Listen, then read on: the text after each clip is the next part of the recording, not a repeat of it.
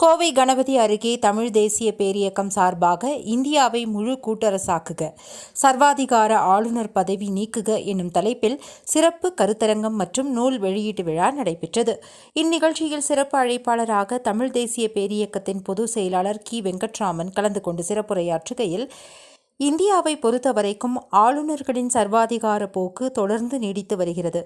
இது கூட்டாட்சி தத்துவத்திற்கு எதிரானது. எனவே முழு இந்தியாவையும் கூட்டரசாக்க வேண்டும். அதேபோல நம் நாட்டின் பன்முகத்தன்மையை மாற்றக்கூடாது. எனவே கூட்டரசு என்பது ஒரு நாட்டிற்கு மிகவும் முக்கியமானது என்பன உட்பட பல்வேறு கருத்துக்களை முன்வைத்து சிறப்புரை ஆற்றினார். மேலும் நிகழ்ச்சியின் ஒரு பகுதியாக கருத்தரங்கின் சிறப்பு தீர்மானங்களும் அதேபோல நூல் வெளியீட்டு விழாவும் நடைபெற்றது. இந்நிகழ்ச்சி தமிழ் தேசிய பேரியக்கம் கோவை மாவட்ட செயலாளர் பாலகுமாரன் தலைமையில் நடைபெற்றது. தமிழ்ச்செல்வன் வரவேற்புரை ஆற்றினார். மேலும் நிகழ்ச்சியில் நாம் தமிழர் கட்சியின் மாநில ஒருங்கிணைப்பாளர் அப்துல் வகாப், தமிழர் முன்னணி பொதுச் செயலாளர் இமயம் சரவணன், புதிய தலைமுறை மக்கள் கட்சி தலைவர் கோபாலகிருஷ்ணன், தெய்வ தமிழ் பேரவை அமைப்பாளர் காமராசு, நதிநீர் இணைப்பு பொறியாளர் வேலுச்சாமி உட்பட பலர் கலந்து கொண்டனர். இந்தியாவை முழுமையான கூட்டரசாக மாற்றுக, காலனி ஆதிக்கம் போல அமர்த்தப்பட்டிருக்கிற ஆளுநர் பதவியை ரத்து செய்க என்ற முதன்மை முழக்கத்தை முன்வைத்து தமிழ் தேசிய பேரியக்கத்தின் சார்பில் இந்த கருத்தரங்கம் ஒழுங்கு செய்யப்பட்டிருக்கிறது கோவையில்.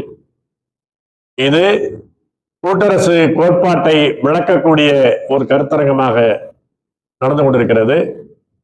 முக்கியமாக கடந்த மே 10ஆம் நாள் தஞ்சாவூரில் தமிழ் தேசிய பேரியக்கம் கூட்டரசு கோட்பாட்டு மாநாட்டை நடத்தியது. அதனுடைய தீர்மானங்களை, முதன்மை கோரிக்கைகளை விளக்கி பல்வேறு நகரங்களிலே நடந்து வருகிற கருத்தரங்கத்தின் தொடர்ச்சியாக கோவையிலும் நடக்கிறது.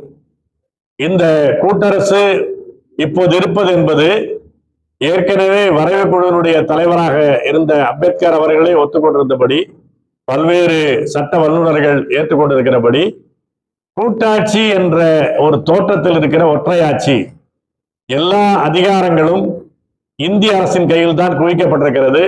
மாநிலங்கள் ஒரு நகராட்சியை விட கீழான அதிகாரத்தை தான் பெற்றிருக்கின்றன என்ற நிலைதான் இன்றைக்கு தமிழ்நாடு மட்டுமல்ல, இந்தியாவினுடைய பல்வேறு மாநிலங்களிலும் அந்த சிக்கல் எதிர்நோக்கிக் கொண்டிருக்கிறது.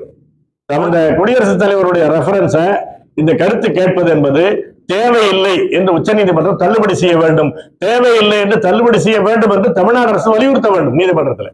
அதுதான் எங்களுடைய கருத்து.